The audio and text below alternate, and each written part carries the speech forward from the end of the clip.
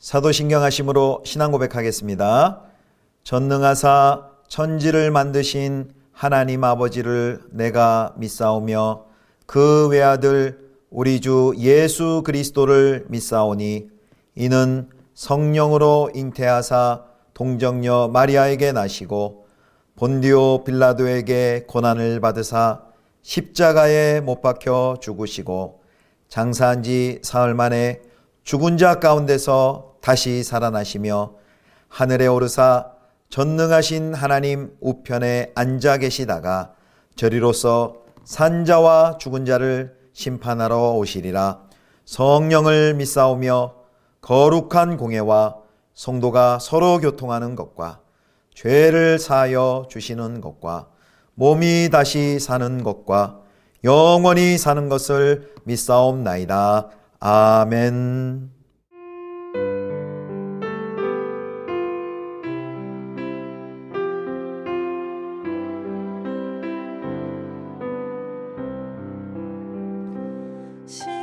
십자가 그늘 아래 나 쉬기 원하네. 저 햇볕이 뜨겁고 또 짐이 무거워 이 광야 같은 세상에 늘 방황할 때에 주 십자가의 그늘에 내 쉴 곳 찾았네. 내 눈을 밝히 떠서 저 십자가 볼 때 날 위해 고난 당하신 주 예수 보인다. 그 형상 볼 때 내 맘에 큰 찔림 받아서 그 사랑 감당 못하여 눈물만 흘리네. 십자가 그늘에서 난 길이 살겠네. 난 사모하는 왕체는 주 얼굴뿐이라. 이 세상 나를 버려도 나 두려움 없네. 내 한량없는 영광의 십자가뿐이라.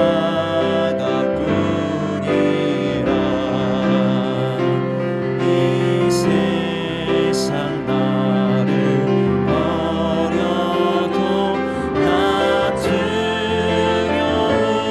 없네. 내 한량없는 영광의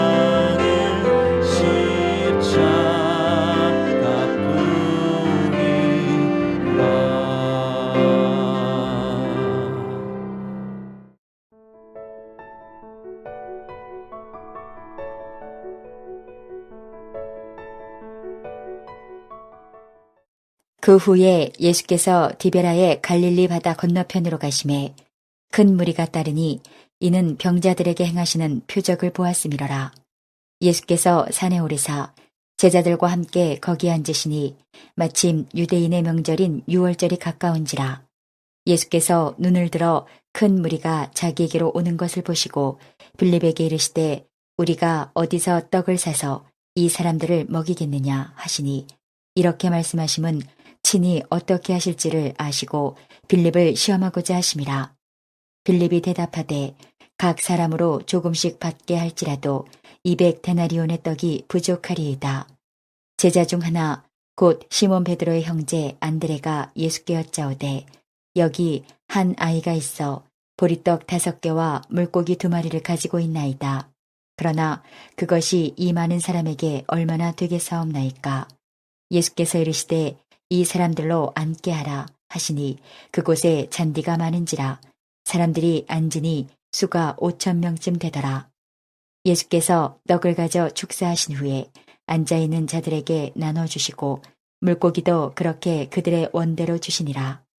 그들이 배부른 후에 예수께서 제자들에게 이르시되 남은 조각을 거두고 버리는 것이 없게 하라 하시므로 이에 거두니 보리떡 5개로 먹고 남은 조각이 12바구니에 찼더라. 그 사람들이 예수께서 행하신 이 표적을 보고 말하되 이는 참으로 세상에 오실 그 선지자라 하더라. 그러므로 예수께서 그들이 와서 자기를 억지로 붙들어 임금으로 삼으려는 줄 아시고 다시 혼자 산으로 떠나가시니라. 성도 여러분, 좋은 아침입니다. 오늘도 주님의 은혜와 평강이 가득히 넘치는 복된 한날 되기를 축복합니다. 오늘 본문은 요한복음 6장 1절에서 15절 말씀으로 표적의 현장에 나타난 오해와 시험이란 제목으로 하나님 말씀 함께 묵상하겠습니다. 오늘 본문은 그 유명한 오병이어의 기적 이야기입니다. 이 오병이어 이야기는요, 성경에서 부활 사건을 제외하고 마태, 마가, 누가, 요한, 사복음서에 모두 나오는 유일한 기적입니다. 그만큼 초기 이 사건을 경험했던 그리스도인들에게 아주 중요한 위치를 차지하고 있었다라는 것을 우리에게 보여줍니다. 5장에 이제 38년 된 병자를 고치는 그 사건에서 6장으로 넘어오면서 시간과 공간의 배경이 이제 변경이 됩니다. 자, 먼저 시간적으로는 어떻습니까? 4절 보니까 시간적으로는 유대인의 명절이었던 6월절 가까운 시점입니다. 6월절 하면 무엇이 생각나죠? 출애굽 사건이 생각나는 시점입니다. 공간적으로는 또 어떻게 됩니까? 공간적으로는 갈릴리 바다, 디베랴 바다 이제 건너편이라고 말합니다. 산과 잔디가 많은 것을 보면 많은 사람이 앉아 있을 수 있는 구릉지였다고 할 수 있습니다. 마태와 마가에서는 이것을 빈들 광야라고 묘사하고 있습니다. 자, 6월절 이야기하면 6월절의 아주 대표적인 6월절을 생각할 때마다 그 이스라엘 백성들이 생각하는 두 가지 이야기가 있죠. 하나는 출애굽할 때 모세와 이스라엘 백성들이 홍해를 건넌 이야기입니다. 바다를 하나님께서 열어주시고 바다를 마른 땅같이 건넌 이야기. 또 하나 이제 출애굽한 이스라엘 백성들이 광야에서 40년 동안 광야 생활하면서 하나님께서 그 광야에서 하늘의 만나로 또 메추라기로 먹이셨던 그 사건이 기억이 나는 거겠죠. 요한복음 6장에서는 바로 이 6월절 그 시점에 예수님께서 6월절에 등장하셔서 이 6월절을 생각나게 하는 여러 주제들 가운데 많은 것들을 다시 보여주는 기적이 이제 펼쳐집니다. 자, 예수님이 눈을 들어서 큰 무리가 자기에게 오시는 것을 보시고서 빌립에게 이제 5절처럼 말합니다. 우리가 어디서 떡을 사서 이 사람들을 먹이겠느냐라고 질문을 합니다. 이 예수님의 질문은요, 민수기 11장 13절에 나와 있는 그 말씀을 생각해 합니다. 우리 민수기 11장 13절 봅니다. 이 모든 백성에게 줄 고기를 내가 어디서 드리까? 그들이 나를 향하여 울며 이르되 우리에게 고기를 주어 먹게 하라 하온즉. 여기 11장 13절 민수기의 그 전반절에 있는 이 질문을 생각나게 하죠. 이 모든 백성에게 줄 고기를 내가 어디서 얻으리까? 이 예수님이 하신 이 빌립을 향해 한 이 질문의 그 의도를 6절에 보면 그 빌립을 빌립에 대한 시험이었다라고 말합니다. 예수님의 시험은 어디 잘하나 못하나 보자라기보다는 빌립 또 제자들의 성장을 위한 그런 시험의 성격이었겠죠. 예수님께서는 우리의 성장에 대해 이렇게 성숙에 대해 예수님이 많은 관심을 가지고 계시다라는 것을 보여주는 대목입니다. 빌립이 대답합니다. 빌립이 아주 계산이 빨랐어요. 각 사람에게 조금씩만 먹여도 200데나리온의 떡이 부족합니다 라고 말합니다. 한 데나리온이 이제 노동자의 하루의 품삯이라면 200데나리온이라면은 한 7개월치, 8개월치 정도의 재정이겠죠. 뭐 요즘 하루에 품삯을 뭐 10만 원으로 계산한다면 뭐 한 2천만 원 정도의 요즘 시세로 하면 그 정도의 떡은 사야지 그래도 조금씩 먹일 수 있습니다라고 아주 계산을 잘 했습니다. 이런 빌립의 계산은 굉장히 빠른 계산으로 정확하게 계산을 했지만 사실 예수님에 대해서 잘 이해하지 못하고 있다는 것을 보여주고 있습니다.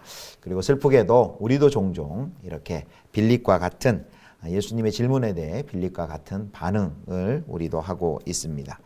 우리는 늘 이렇게 필요를 측량해보고 우리가 가지고 있는 불충분한 자원에 집중을 합니다. 그리고 절망 가운데 포기해버립니다. 그리고 이렇게 말합니다. 가진 것에 비해 너무 필요가 커 이렇게 얘기합니다. 즉 충분하지 않아 라고 이야기하는 것이요. 너무 필요가 큰데 우리가 가진 것은 얼마 안 돼. 충분하지 않아 라고 말합니다.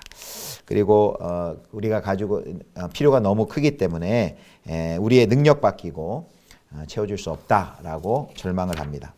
또 한 유형이 있는데요. 그 다음에 베드로의 형제인 안드레 같은 경우는 그래도 조금이라도 자원이 있었습니다. 그가 찾은 자원이 무엇입니까? 아이가 가지고 있었던 도시락, 떡 5개, 물고기 2마리 그 도시락입니다.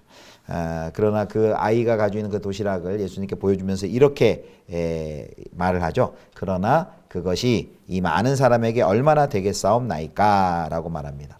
이 대답은 무엇입니까? 필요한 것에 비해 우리가 가진 것은 너무 적어 소용없다 이렇게 얘기하는 것이죠. 필요한 것은 많은데 우리가 가진 것은 너무 적다 소용없다 라고 말합니다. 예수님께서는 이제 그 오병이어 떡 5개 물고기 2마리를 가지고 사람들을 다 이제 잔디 위에 앉게 하시고 하늘을 우러러 그것을 가지고 축사하신 후에 앉아 있는 자들에게 다 나눠줍니다. 5천 명이 성인만 5천 명이니까 훨씬 더 여인들과 아이들까지 하면 더 많았겠죠. 그 사람들이 다 먹고 배불리 먹고 남은 조각을 거두었더니 이제 12바구니다라는 이야기입니다. 오늘 우리는 이 빌립과 안드레의 반응을 통해서요. 모두 다 예수님과 함께 있었지만 예수님보다는 오히려 눈앞의 조건에 더 시선을 두었던 것을 볼 수 있습니다. 예수님과 함께하고 있지만 예수님이 누구신지를 아직 잘 이해하고 있지 못합니다. 빌립이나 안드레 모두 지성과 이성을 활용해 충실히 분석했습니다. 그래서 결론에 도달했죠. 충분하지 않아, 또 소용없어 이런 결론에 도달했습니다. 그러나 그들이 몰랐던 것, 알지 못했던 것 무엇입니까? 예수님이 누구신지 온전히 알지 못했습니다. 만약에 예수님이 누구신지 온전히 알았다면 그들은 이렇게 대답했을 것입니다. 주님이 계시니 충분해. 주님이 계시니 충분해 라고 말할 것입니다. 바로 그 하나님의 현실에 눈 떴다면 이렇게 반응할 수 있었을 것입니다. 사랑하는 성도 여러분, 예수님은 우리가 조금 드린다고 해서 우리처럼 낙심하지 않으십니다. 그냥 우리가 가지고 있는 것, 우리가 가지고 있는 모든 것 적다고 생각하지 말고 하나님의 손에 올려드릴 때 예수님께서는 그것에 축사하시고 그리고 우리가 가진 것에 적고 많음에 상관하지 않고 우리 하나님께서는 그것을 가지고 하나님의 일을 행하실 것입니다. 그러면 우리에게 필요한 것은 무엇입니까? 우리에게 자원이 얼마나 많느냐 적느냐 그것이 아니라 우리가 하나님을 얼마나 신뢰하느냐, 하나님을 더 얼마나 의지하느냐, 그리고 하나님을 더 얼마나 하나님께 복종하느냐, 그것이 우리에게 더 중요한 것이죠. 자, 이제 이 사건 뒤에, 오병이어의 사건 뒤에, 그 뒤에 펼쳐진 일이 하나 더 남아 있습니다.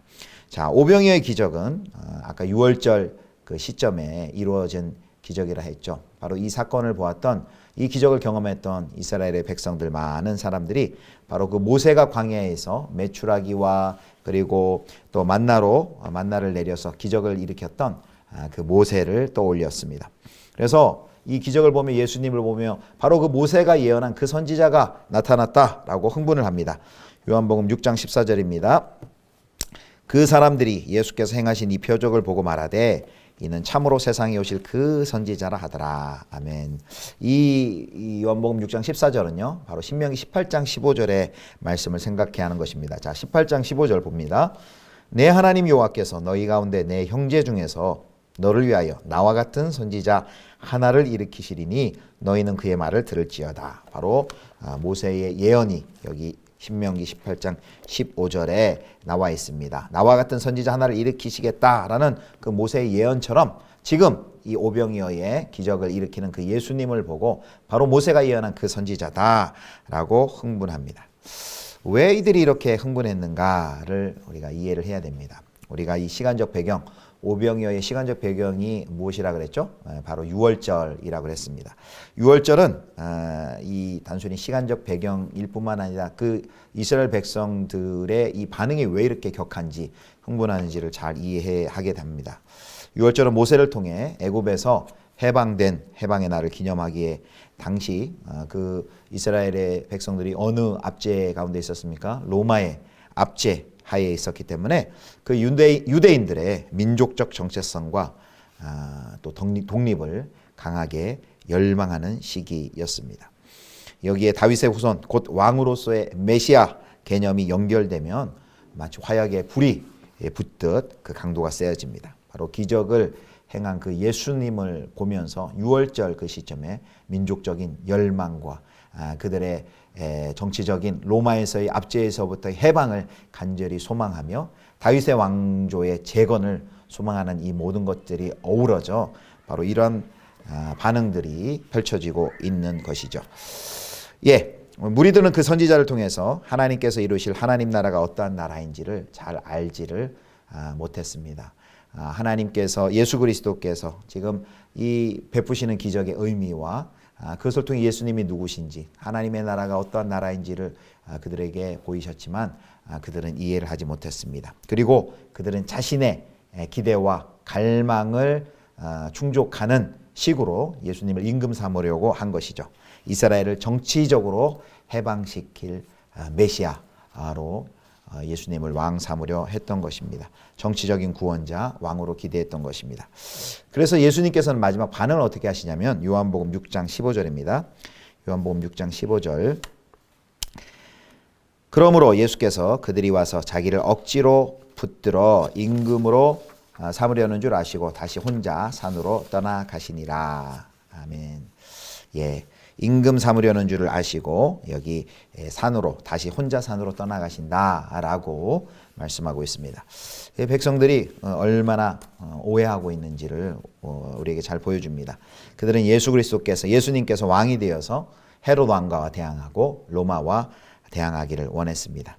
자신의 이익을 위해서 예수님께서 자신이 원하는 방법으로 예수님을 이용하려고 했던 것입니다. 그러나 예수님은 그런 왕권을 전혀 원하지 않으셨습니다. 그래서 여기 병행 구절을 보면 마가복음을 보면 더 조금 자세히 예수님의 반응이 나와 있는데요. 자, 마가복음 6장 45절 46절입니다. 예수께서 즉시 제자들을 재촉하사 자기가 무리를 보내는 동안에 배 타고 앞서 건너편 벳세다로 가게 하시고 무리를 작별하신 후에 기도하러 산으로 가시니라. 아멘.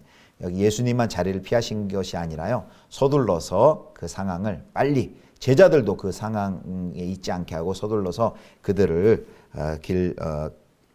벳세다 건너편 갈릴리 바다 건너편으로 건너가도록 제자들도 재촉해서 그 자리를 빨리 피신케 하는 것을 볼 수 있습니다.